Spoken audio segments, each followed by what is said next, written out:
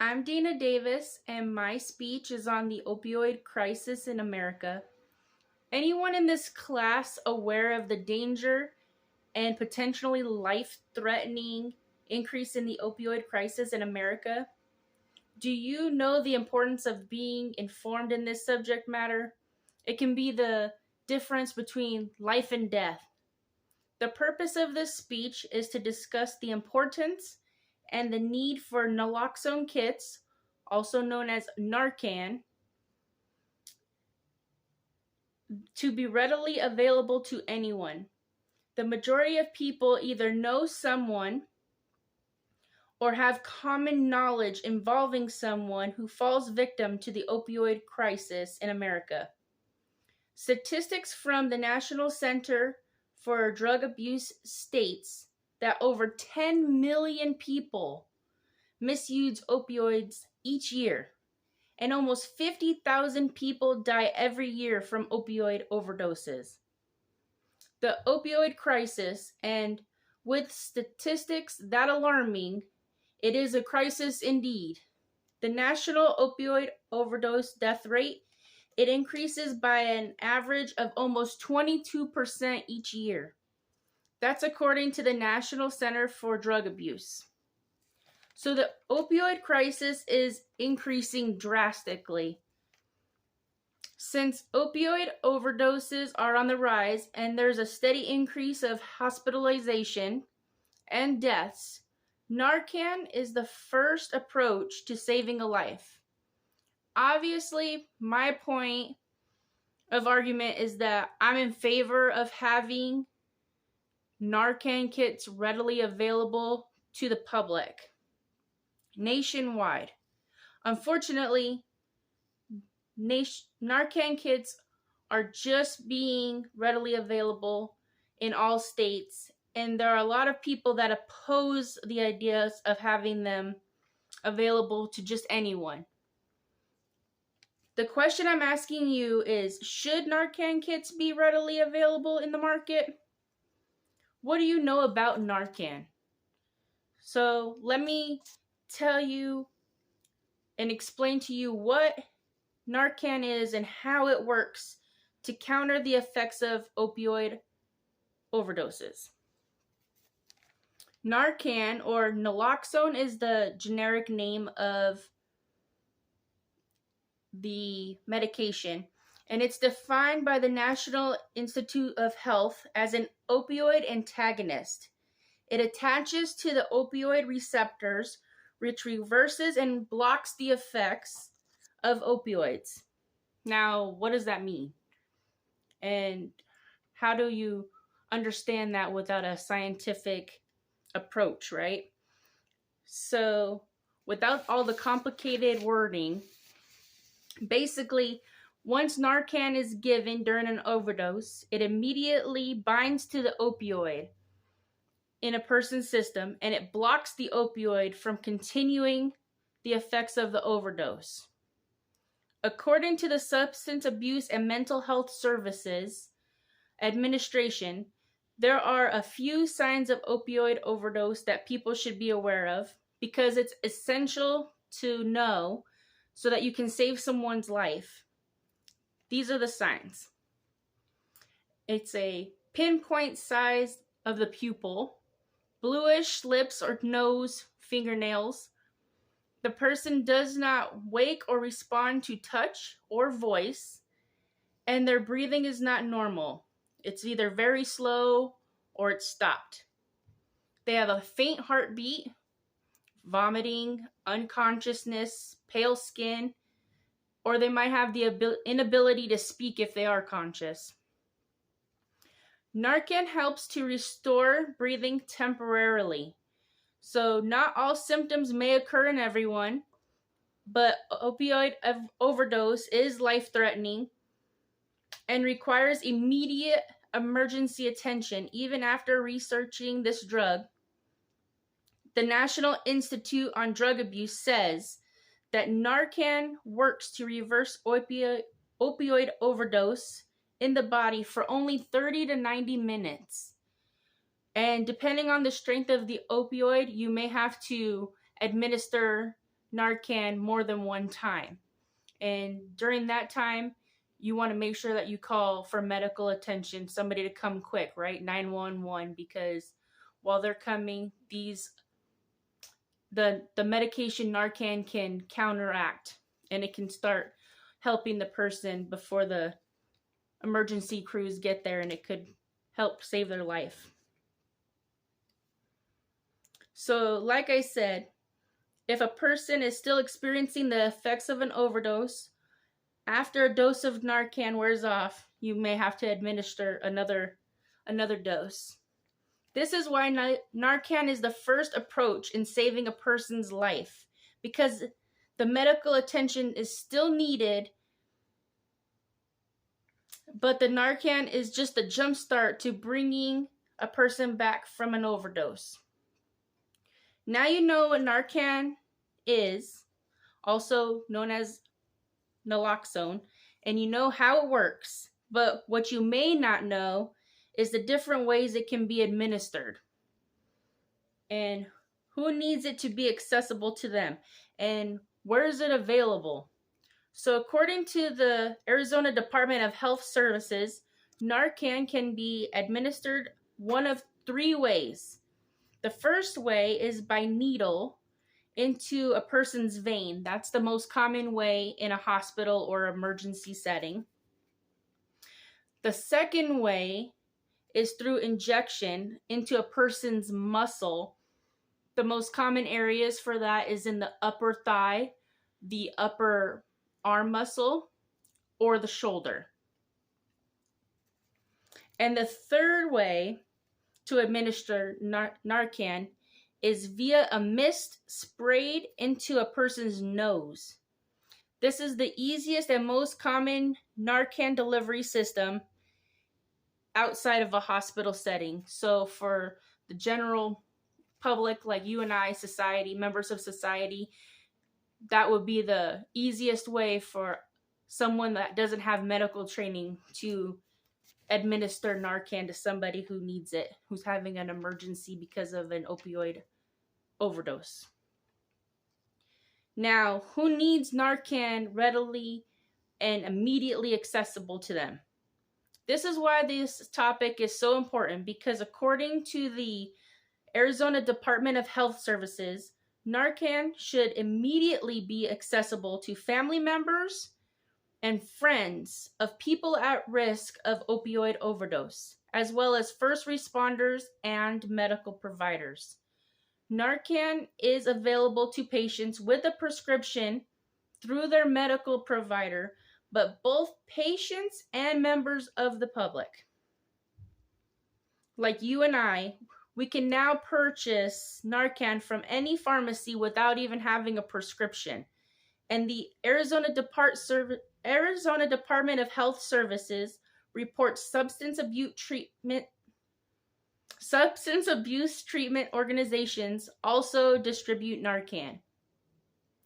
As of 2022, you can buy Narcan without having a prescription from your healthcare provider in all 50 states. So this is a very recent turnaround. You can now, any state you go to, you don't have to have a prescription. You can just go to your pharmacy. You can go to your healthcare provider. They can give it to you, especially if you're in need of it. If you know somebody that's going to need it, have it available. The concern is also about safety. What if Narcan got in the wrong hands, right? And someone tries to use it, and if it's available to everyone, won't that promote the use of opioids? Those are common concerns for society and people that are against having Narcan available to the public. So to answer these questions, according to the National Institute on Drug Abuse, Narcan has no effect on someone who does not have opioids in their system, and it is not a treatment for opioid use disorder. Therefore, anyone who uses Narcan or accidentally gets exposed to Narcan cannot be affected by the drug. The product has been approved by the FDA and is a safe and effective way of reversing opioid overdoses. The Substance Abuse and Mental Health Services Administration states that pregnant women can receive Narcan in limited doses under supervision of a doctor. So it is safe for pregnant people. It is safe for everyone as long as you are not on opioids. If you have no opioids in your system, this medication will not affect you or harm you. Narcan is not meant to be a treatment for regular opioid use disorders. People who continually misuse opioids should seek the proper medical treatment and facility that best suits their needs. Narcan is meant to be used in an emergency situation while seeking the proper medical attention. Side effects of Narcan are rare, but just like any medication, they still exist, they still occur. But most people think that they're having side effects from the Narcan, but really they're having overdose withdrawals, which is just a sign that the Narcan is effective and it's doing what it's supposed to do. According to the National Institute on Drug Abuse, there is no evidence of significant adverse reactions to Narcan. So no one's ever died from Narcan specifically. They've concluded that if somebody has adverse reactions, it's not from the Narcan. It is indeed from withdrawals from the opioids. Those are more severe than the actual counteractive measures from the medication. Now, while I'm definitely in favor of Narcan kits being readily available, I'm also an advocate for encouraging members of the community and public to make sure they not only have a Narcan kit, if they know anyone who has the possibility of an opioid overdose, but also to have the proper training to administer the Narcan. The National Institute on Drug Abuse mentions that in most states, people who are at risk or know someone at risk for opioid overdose can be trained on how to give Narcan. Family members of the community, or the public can ask their pharmacist or healthcare provider how to use the devices. For those of you who still might be on the fence and a little leery about administering Narcan to someone in an emergency situation, and you may or may not have had any kind of training in administering Narcan in any kind of emergency situation, maybe you just don't, for whatever reason, know how to do it, or you're going to panic, or you think that that's going to be an issue. The person may or may not survive the opioid overdose, and so for whatever reason, you're not feeling comfortable giving it to them. You're not going to be, according to the U.S. Department of Health Services, you are not going to be reliable or responsible. You'll be protected by the Good Samaritan laws. And it says here, according to the U.S. Department of Health and Human Services, Office of the Surgeon General, most states have laws designed to protect healthcare professionals for prescribing and dispensing Narcan from civil and criminal liabilities, as well as Good Samaritan laws to protect people who administer Narcan or call for help during an opioid overdose emergency. So the public does not need to fear being held liable in case the person falls victim to the opioid overdose. The point is at least someone tried to save their life without a hesitation or worrying about consequences of never having to administer Narcan to someone before. So before I conclude my speech, I want to bring this topic of opioid overdose closer to home. Right here to Arizona, in fact. According to the Arizona Department of Health Services, on June 5th, 2017, Arizona Governor Doug Ducey declared a public health state of emergency due to the opioid epidemic. Statistics and data show that more than 5 people every day died from overdosing on opioids in Arizona. Since April of 2023,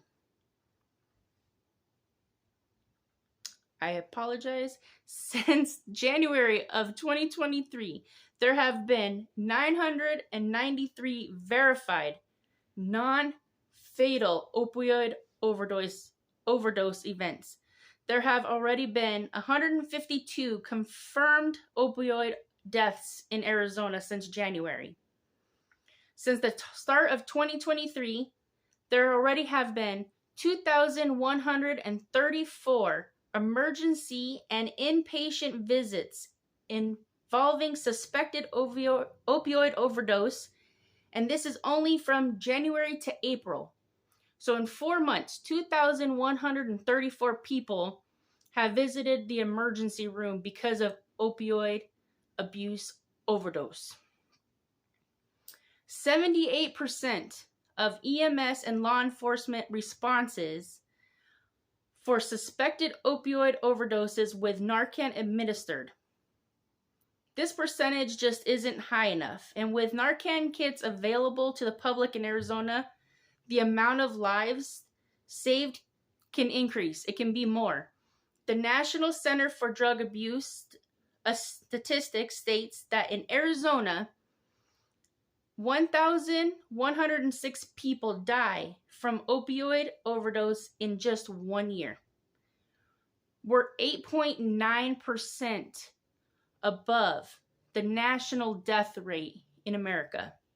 Just in Arizona, 8.9% above the national death rate. Opioids are a factor in 66.2% of overdose deaths. So now you have the statistics and the data from Arizona. Maybe some of the information about the opioid crisis will resonate with you, because it does for me. I have explained what Narcan or naloxone is, and how as a society we can use this medication to save more lives. The U.S. Department of Health and Human Service Office of the Surgeon General ensures that expanding the awareness and availability of Narcan is a key part of the health response to the opioid epidemic. And research shows that when Narcan and overdose training education are available to community members, overdose deaths decrease in those communities. I hope you are more informed about the opioid epidemic, and you now know that as a member of society, you have the ability to help save someone's life if you allow yourself to be prepared. You never know who the next victim is to this epidemic of the opioid crisis. It could be someone you know or a random stranger, because more cases than not, the victim themselves may not know that their own life is in danger. Maybe they don't know the medication they were prescribed by their medical doctor is too much for their body to handle.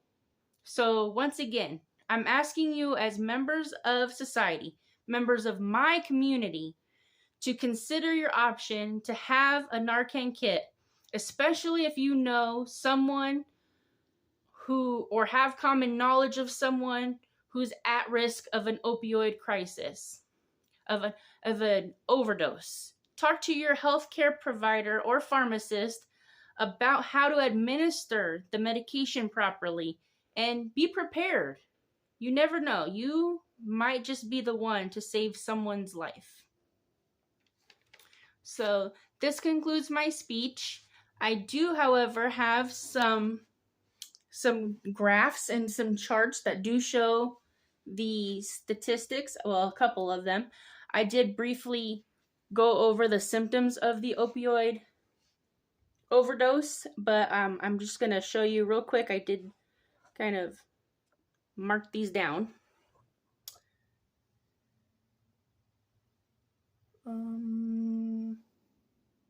Somewhere here. I'm not quite sure.